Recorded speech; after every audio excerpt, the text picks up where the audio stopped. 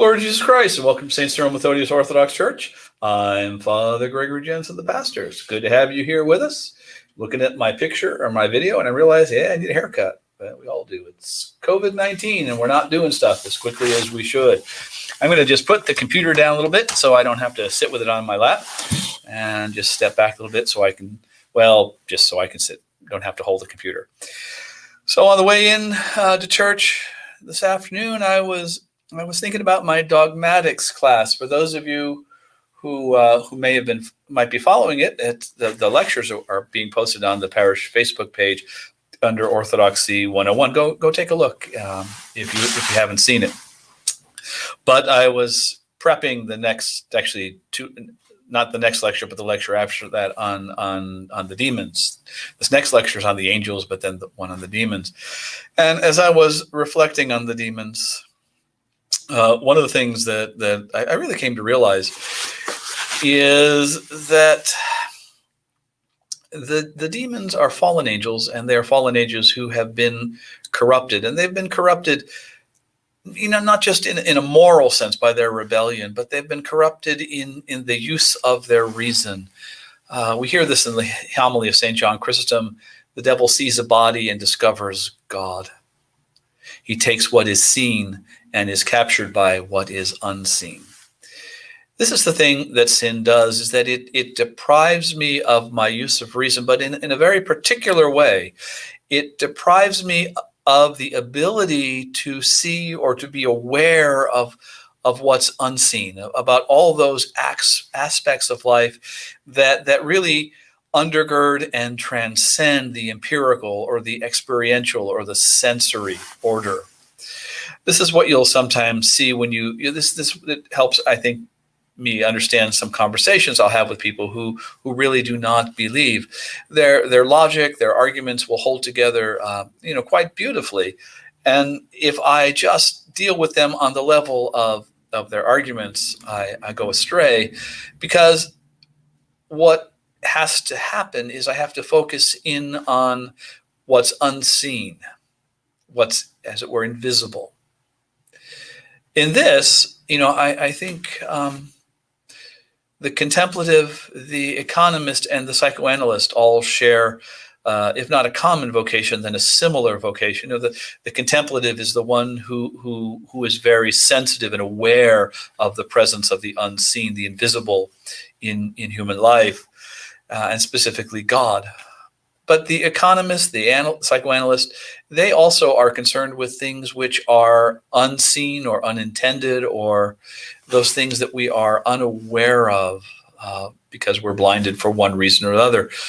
The economist says because of maybe of the pursuit of self-interest, and the psychoanalyst of our own neurotic strivings.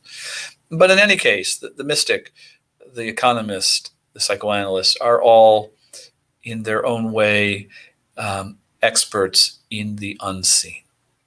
So what does that have to do with us? Well, just this.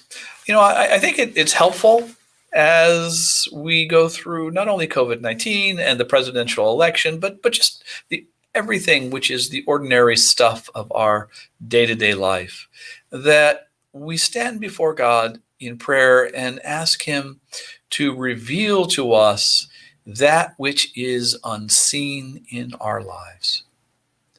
Lord Jesus Christ, my God, what am I not seeing? What is invisible? What are the invisible things in my life? When we talk to people, it's so easy to assume motivations about which we are unaware, to presume to see that which is unseen in the heart of another. But in fact, your motivation is frequently hidden from me. My own motivations, for that matter, are frequently hidden from me. So many of the arguments, the disagreements, the dissensions that we encounter in our life together really flow out of the presumption that I know what is unseen in my neighbor. Actually, Aaron, I've forgotten now the name of the founder of cognitive psychology. The name just flew out of my head. But we hear this in cognitive psychology that we often couples fall apart.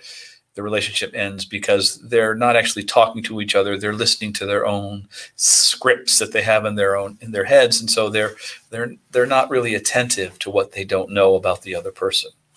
Any case, but for another, cognitive psychology is for another time.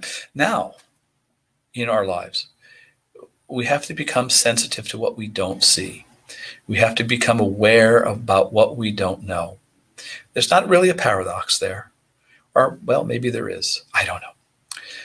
But I do need to live in the reality that there is so much going on around me, so much going on in the heart of my neighbor that is simply unknown to me.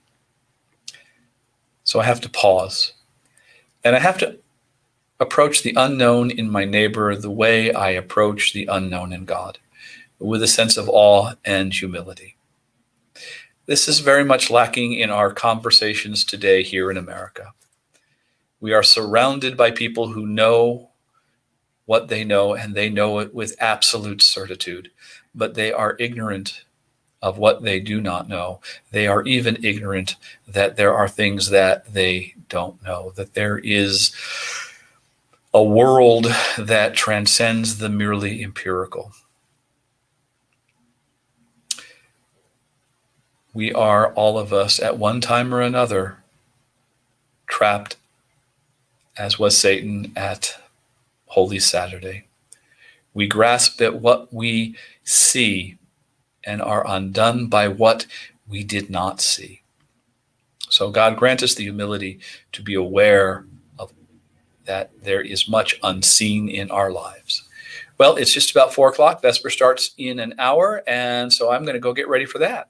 So hope you can join us. If you join us at Vespers this evening, give us a little thumbs up or a heart or something, make a little comment. That'd be great.